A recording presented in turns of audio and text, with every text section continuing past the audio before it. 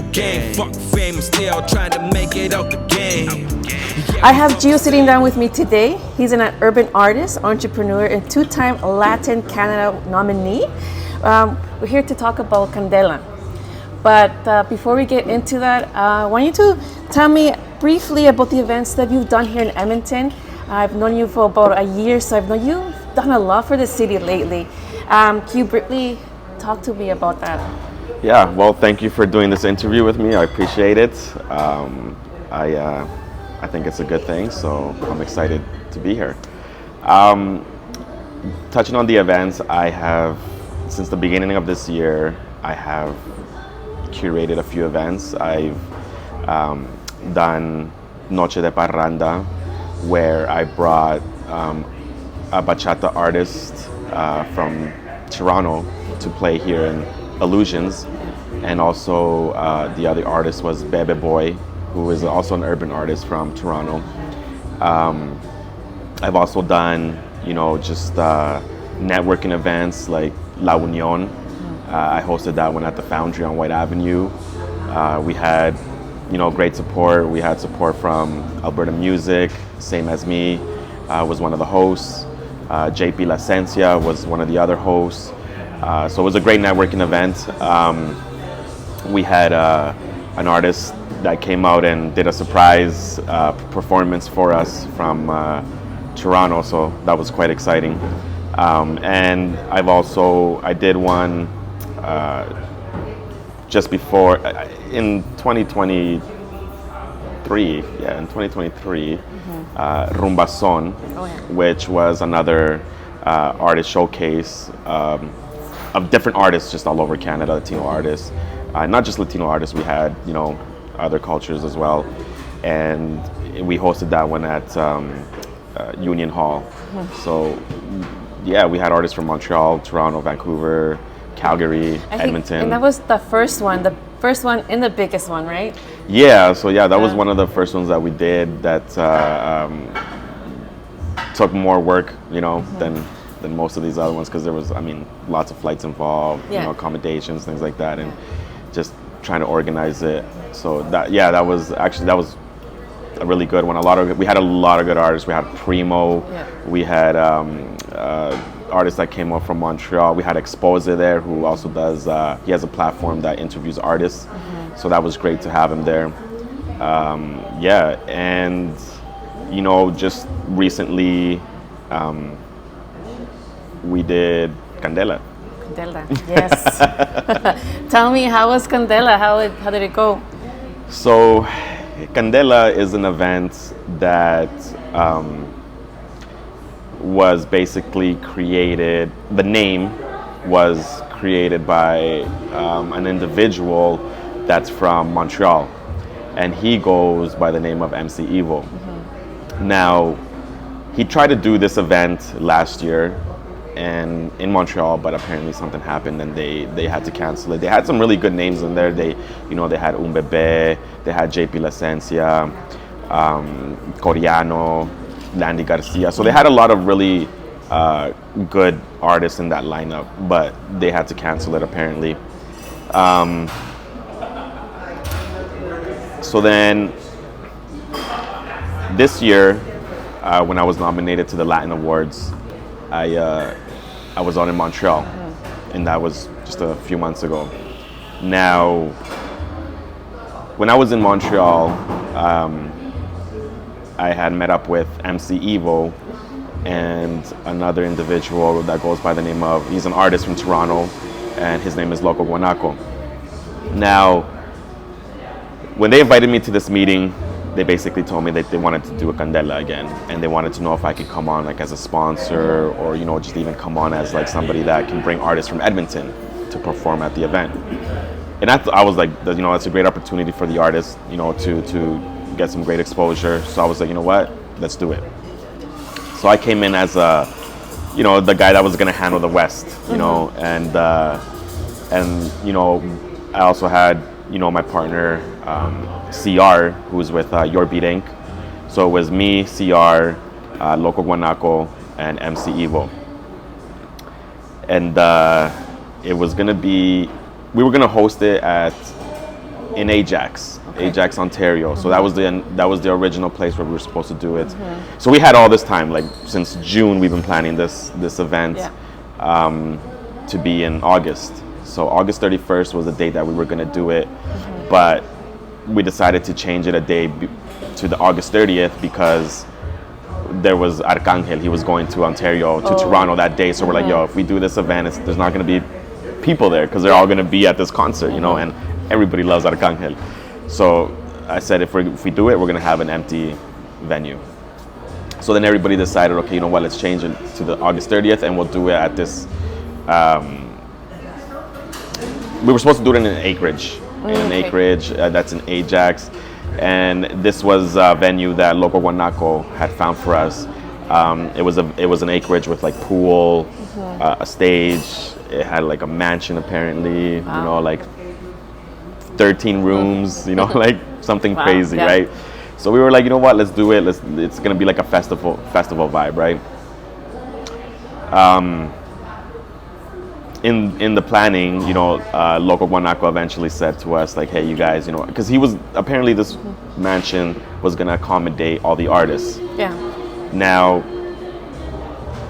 he came back to us, you know, and he's like, yo, the rooms are not available, so all the artists are going to have to pay for their own accommodations.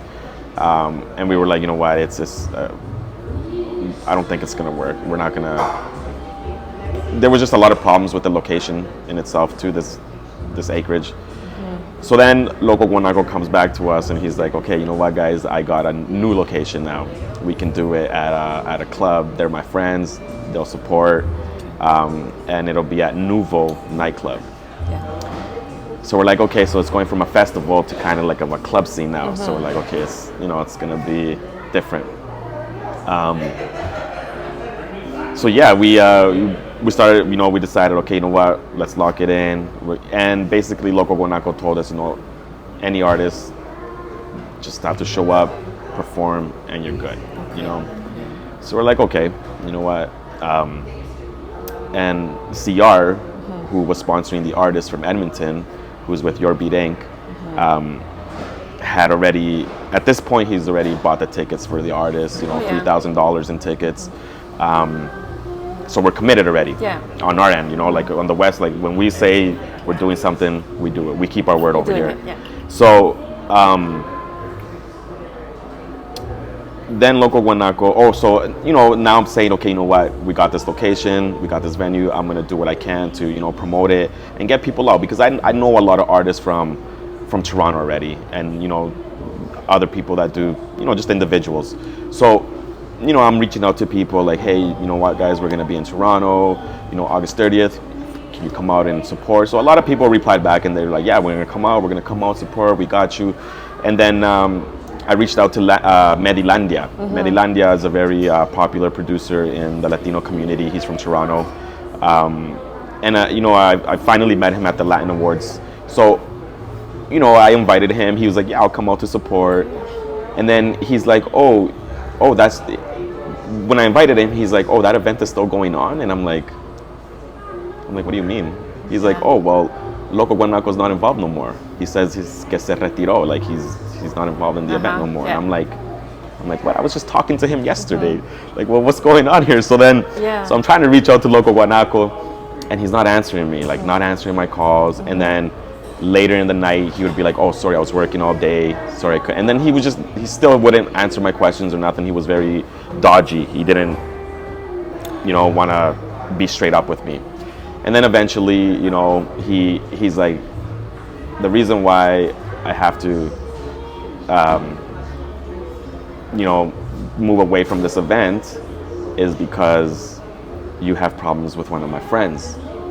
And then I was like, what? Like, what are you talking about? And he's like, well, Chino Suave. And then I'm like, wow. So me and Chino Suave, we have a personal thing going on right now. I kept it under wraps. I didn't tell nobody about it because it wasn't for me. Like, I didn't want to, like, you know, it just wasn't like something I wanted to talk about. And so I kept it between me and Chino. So basically what happened was I flew out to St. Catharines, Ontario last year to perform at the Sunset Latin Fest. Now, Chino Suave is the director of the festival. The way I met him was through Loco Guanaco, right? So Loco Guanaco introduced me to him and basically kind of, put the word in there like, hey, my friend from Edmonton, can we have him? So then I reached out to Chino and I was like, this is, I'm gonna come out with my dancers. Like, what is it that you can do for us? Because can you pay us? Like, how much can you pay us? And basically what he said was, I cannot pay you guys like your artist fee, but what I can do for you is, this is his words. I have a friend who's a real estate agent that has houses all over St. Catharines. He's like, I'm gonna get you guys one of those houses. So then he came back and he's like, yeah, the house is good. You guys have your accommodations. He's like, so I can give you guys accommodations and I can provide you transportation from the festival back to your accommodations.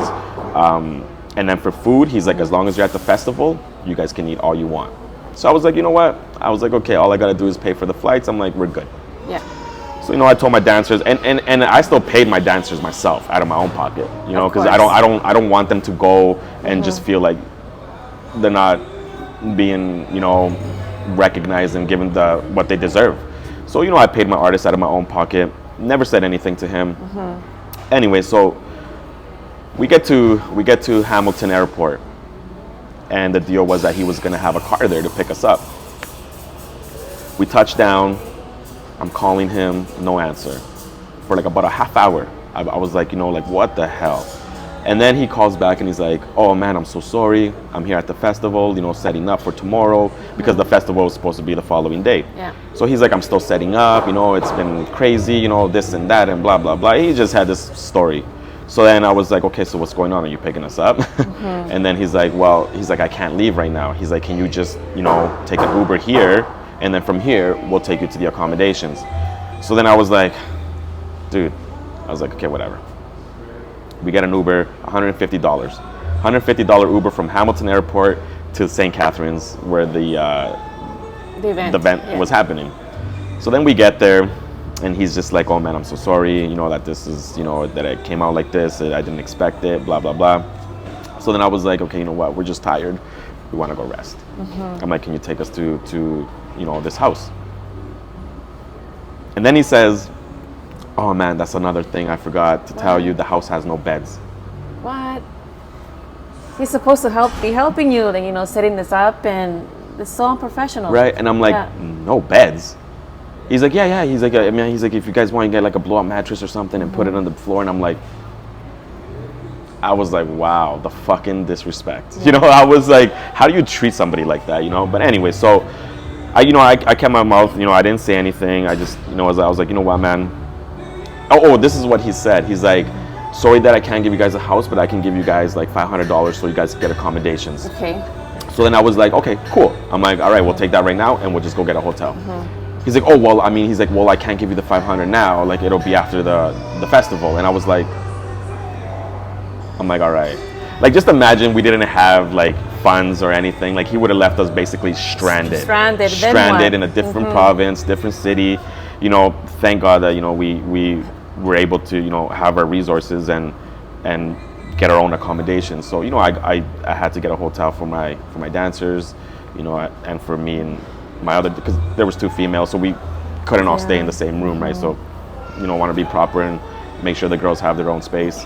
And so we had to get 2 hotels, which came up to more than $500. So the following day when we were at the festival, I spoke to him. I'm like, yo, this is what happened. This is, this is what we paid for the hotel. This is for the transportation stuff. He's like, you know what, man? He's like, I've lost so much money. He's like, I'm borrowing my brother's credit card to pay for the alcohol and this and that. He's like, I've ran out of funds, this and that.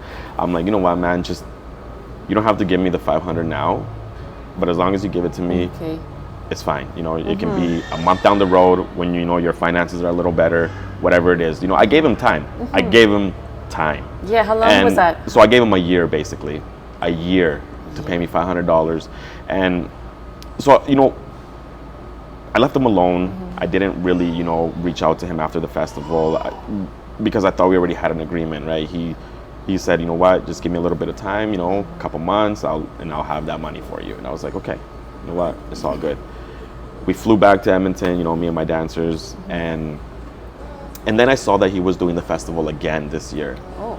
So I reached out to him maybe like a month before the festival, and I was like, yo, what's going on, man? Where's my $500? Like, you're doing the festival again, and you're not paying me $500, and it's been a year. Like, you know, let's just get it out of the way, you know. And then he had, basically I was like, you know what, I had the receipts of how much money I spent on that trip, you know, flights, hotels, everything. It came up to $4,200. And so basically I was like, you know what, this guy wants to play around like that. I got a lawyer. I hired a lawyer. We sent him a letter, and his lawyer sent a letter back saying, you know what, we have no funds. They are a nonprofit organization. They just want to help the community, this and that. And so basically, you know, there was just kind of like, that's basically the whole problem. You know, it was just based over not him keeping his word. Yeah, the problem that you had with Chino not paying the $500 that turned out to $4,200 now, right? Now with that, where is that going currently? Is that anything? So yeah, no, we sent him a letter. My lawyer sent him a letter saying like, hey, if the $500 is not paid by this certain date, which that date already passed, then we would take him to court, to small claims court, for the $4,200. Because I believe anything under $5,000 is a small claims court. So he didn't like that. Right now it's still, you know, being figured out between the lawyers. I personally, myself, I want to keep it out of the court. Like, I don't want to have to go to court and do all this stuff. And it's just, you know, a headache that I don't want to deal with, you know. So, but apparently so this is where now Loco Guanaco comes into the picture. He reached out to Loco Guanaco because he found out about Candela. I guess he must have saw it like on a story or somebody's story, or heard about it through the grapevine or whatever. And he reached out to Loco Guanaco, and he was like, yo, why are you working with Gio? Like, this guy is taking me to court, he's suing me, like, you know, it's your fault, you introduced me to him, and you know, like, why are you working with him? I thought we're boys. So then Loco Guanaco tells me that that's the reason. So he's like, yo, man, you know, he's like, you know, Chino's my boy. We've been friends since we were kids, since they came to Canada, you know, so I kind of have to like hold that respect for him. And my response was, so you're gonna leave the event to support somebody that's out here ripping artists off? I'm like, that's not a good look on you, man. Yeah, that makes no sense. It makes no sense, you know, and he knows what we're trying to do in the community. This wasn't for me. I wasn't performing. You know what I mean? I was there with CR, you know, helping and sponsoring these other artists from Edmonton to go there and perform. Yeah, he could have done the event in a different venue. Didn't have to be with Chino, or I mean, with the other event because of Chino. So he left you hanging. After that, did you decide last minute, hey, I'm going to do it on my own, or what were your thoughts at that moment? So at this moment, when he's telling me that, you know, he's out of the event to basically support Chino, to me, I was like, you know what, we still got MC IVO. He's still a big name in the community. He's, you know, to me at this moment, I'm like, you know what, he's well respected. He's, you know, he's got a long reach in the Latino community. He knows people in Toronto. He knows a lot of people in Toronto. So to me, I was like, you know what, we can still make it happen. We can still make it happen. You know what, Loco Guanaco doesn't want to be involved, so be it. You know, I'm not gonna, you know, stress about it. I'm not gonna, even though I was, because I was like, man, he was supposed to be the main promoter and to bring the people in, because that's his city. And that's what he said. He's like, man, I'll fill that room up. He's like, that's what he basically said. I'll fill it. You will see, I will fill that room. So then I was like, cool, you're gonna fill it. I'll do my part too, try to help promote, bring our people, you know. And so to me at that moment, I was like, you know what, it's all good. Who cares about Loco? We still got MC. But yeah, no, so, you know, the day of the event, well, there was just actually, you know, I think it was like a day before. It was a day before the event that MC IVO was already kind of giving me these iffy vibes. You know, I was like, man, I don't know if he's gonna pull through. And so he had made a request for the event, and and let's keep in mind that this is his name, Candela. He's the one that created the name. He's the one that invited me to the meeting in the first place to be a part of this event, and you know, so I'm just there to support, help, sponsor, basically, you know. And so he made a request if we could get him a room. So his request was, could you get us a room for me and my wife, because my wife is going to drive me, and I will do interviews with the artists that are in the house for Show Urbano Live, because he has a platform where he interviews artists, and you know, he's well known. Yeah, exactly. So then I was like, okay, you know what? I'm like, yeah, that'll give exposure to the artists that we're bringing from Edmonton. I'm like, that's good. So I was like, you know what? Okay, we'll do that. So CR went out of his way to get a mansion, basically, which he paid $4,000 for this Airbnb. Yeah, how many of you were coming from Alberta? There was about 7 of us. 7. Yeah, 6 or 7 of us. Yeah, it's a big group. Yeah, and we still got extra rooms in case, you know, another artist needed a place or something, but we had the main, basically there was a section that was just for MC, you know. And so, you know, we agreed. We got him his room like he requested, and the day before the event, he's like, you know what, I don't know what's happening, like I don't know if I'm, like, my ride situation, my wife needs the car, blah blah blah. So there was another artist that was coming from Montreal too. His name is Mr. Chong. Okay. Now Mr. Chong reached out to me and said, hey, like, I tried to work with MC IVO to see if we can rent a car to go there, and he denied it. Basically, he didn't want to pitch. I told him, okay, let's take my own car, but you're gonna have to pitch for gas. MC IVO didn't want to pitch for gas. And then this is the day before, he's like telling me, he's like, hey man, I don't know, you know, how I'm gonna get there. And then I was like, you know what? I get on my phone, I'm looking at the buses. Right. My first thing is to look for. Actually, the first thing I looked for was cars from Turo. Yeah. And I was like, yo, you can rent a car, unlimited kilometers, $150. You can make it to Montreal in 6 hours. Or sorry, Toronto from Montreal in 6 hours. He's like, oh, I don't want to pay that much money. That's a lot of money. I'm like, $150, man. Like, I was like, all right.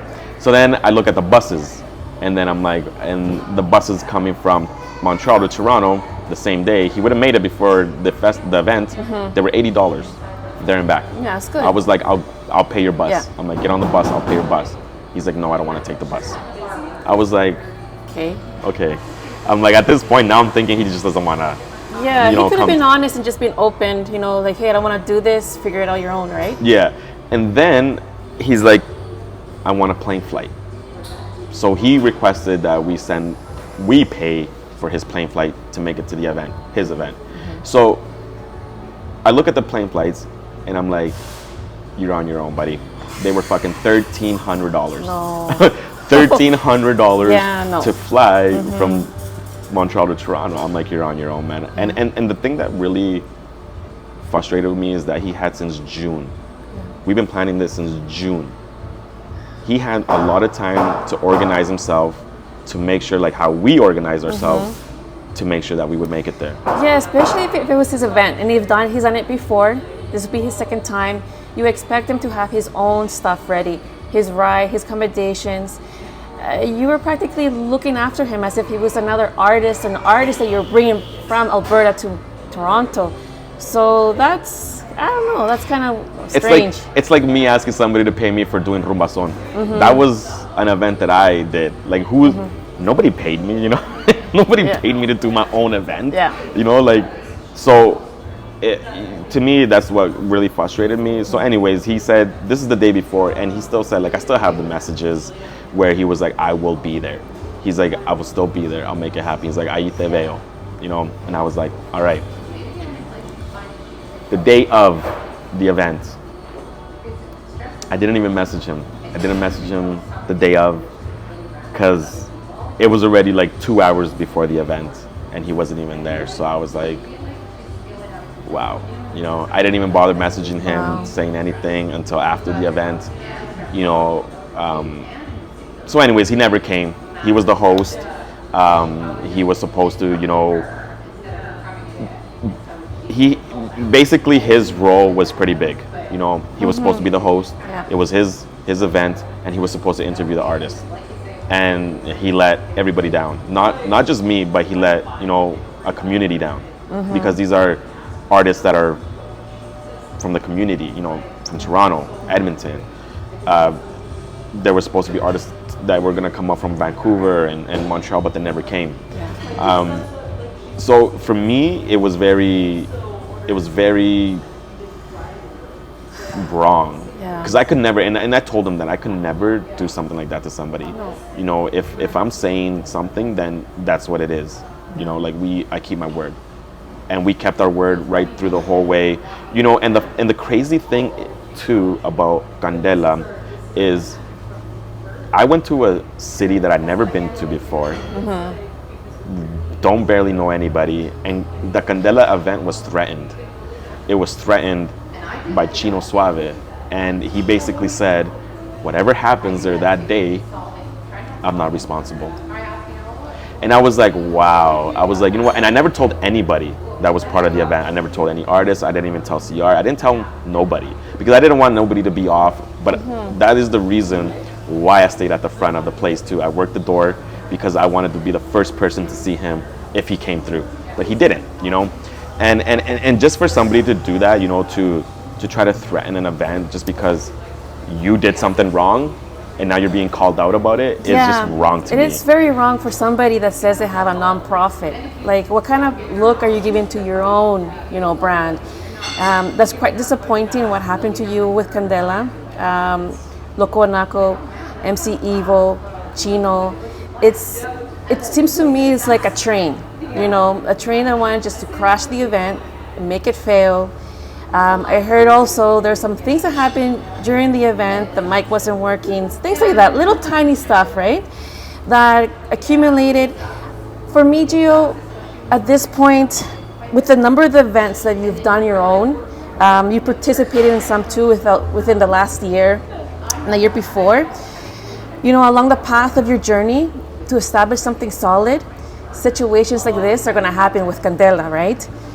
And it's going to test you, and it's going to test you to the core. So my question to you is, are you sure you want to continue doing this? And if so, why? I mean, you know, I'd say this to everybody. When I was doing my music, just my music last year, it was peaceful. I did my music, I did my shows, I'd go home, relax. You know, now, you know, being involved in the community more, like organizing events, curating, you know, just advocating and trying to do, you know, work for the community basically. I know that there's going to be a lot of barriers, there's going to be a lot of things that are going to happen that are just going to be frustrating. Oh, yeah. But for me, it can be frustrating, but as long as the people that I'm working with and the artists that I'm putting on are happy, that's my biggest, you know, that's what makes me feel good. Like, they don't need to know my feelings. As long as they're going on stage and they get to do what they want to do, I'm happy with that. So that's why I want to, like, for me, that's the reason why I would continue to do this is for the artists, for the community, and not just for them, but also, you know, like, for myself too. You know, I love it. I love doing this, and I don't think I'll ever stop, you know? Yeah, no, it's pretty mind-blowing with, you know, with Candela. I imagine this is your first biggest issue, biggest problem, right? That's happened in your, like, journey here into doing something for yourself in the community. You know, the fact that you've gone through this already, and do you feel like you've grown? And if so, if there's any valuable lessons that you learned for the future, like. You know what? I think the biggest valuable lesson is having tough skin. This being, like, organizing events now and working with, like, you know, these promoters or just club owners and all these places, some people can be very cruel, you know. And when I first came into it, I was nice. I'm still nice, but now I know that, you know, like, now I'm more like, you know what, I stand my ground now, you know, and it's taught me to have tough skin, because in this industry, it can swallow you up so fast if you don't have tough skin. I think, you can always continue being nice, but be assertive. Exactly. You know, you can always have that kind heart, the caring heart to help the communities, but also not everybody has that kind of heart, the serving heart to help people. So with this part, with the community aspect of it, where do you want to take it? Where do you want to take Alberta? Oh man, I want Alberta to be the hub. I want Edmonton to be the city that artists want to come to and perform. Like right now, you look at these other cities and like Toronto, Montreal, they're so big. Like artists just want to go there. That's where artists want to go, you know? So I want to make that happen for Edmonton, you know, Alberta. And, you know, I'm also in the process of creating the Alberta Latin Awards. It's taken a lot of work, but that's also going to be, you know, where, you know, anybody, businesses, entrepreneurs, musicians, whatever it is, you know, they're going to have this now where they're going to be able to get that recognition. Man, there's so much talent in Edmonton, and it's just like we don't even have these type of platforms that, for example, we don't have an awards. Like what do we have? The Edmonton Awards that have been shut down for the last 5 years. You know, like so there's things that were happening, but they're just not, like, I don't know. So I want to bring it. I want to take that blanket off the city and just kind of bring it to life, you know. And with CR, you know, he has the same vision as me. So I think, you know, us working together and bringing more people on board. So if there's more people out there that want to come on board with us and work for the community and not scared to invest, because you're going to have to invest. So if they're not scared to invest and to make this city great, let's work. Let's make it happen. You know, send me a DM, whatever it is, you know, and let's make it happen. And everyone's heard you, Gio, and I think that if there's anybody in Alberta that's an artist, anybody that's involved with the Latin community, or just involved in music in general in Alberta, definitely reach out to Gio. Gio's making things happen. As you can see with his experience with Candela, no matter what happens, he's gonna be there. No matter how big the mountain is to climb up to the top, he's gonna climb it, no matter how hard it is. And if you're listening to this, please reach out to him, send him a DM. I'm gonna go back to Candela. I know a lot of people may not be liking that you're speaking out, or you're continuing to speaking out about it. What are your thoughts about that? Because I feel like people should know. I feel grateful to know about that, because if I was an artist starting out, I wouldn't want to be burnt. So what are your thoughts on that? You know, Loco Guanaco reached out to me when he found out that I was doing the live with Cisco 6. And he was like, why are you going to do that? Why are you going to, you know, talk about it? And I'm like, well, yo. I'm like, do you know how much my team suffered because of this? I'm like, we went through a lot of shit, you know, and so yeah, I'm gonna speak about it. Like, I don't care who gets mad. Even MC IVO, you know, for the event of Tonio Skits and El Alfa in Montreal, you know, there was, we were supposed to be there, but we didn't get a chance to make it to the event. So I spoke to MC IVO, because MC IVO was gonna interview Tonio Skits. So I talked to MC IVO and I was like, hey man, can you, like, you know, do a favor and get him to do a shout out to La Cultura Entertainment.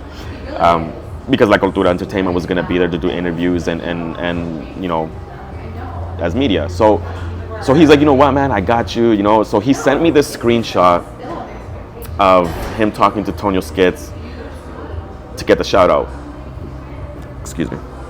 And Tonio Skits agreed to do it. Like, I saw, he's like, yeah, no problem, I got you. So I was like, okay, cool.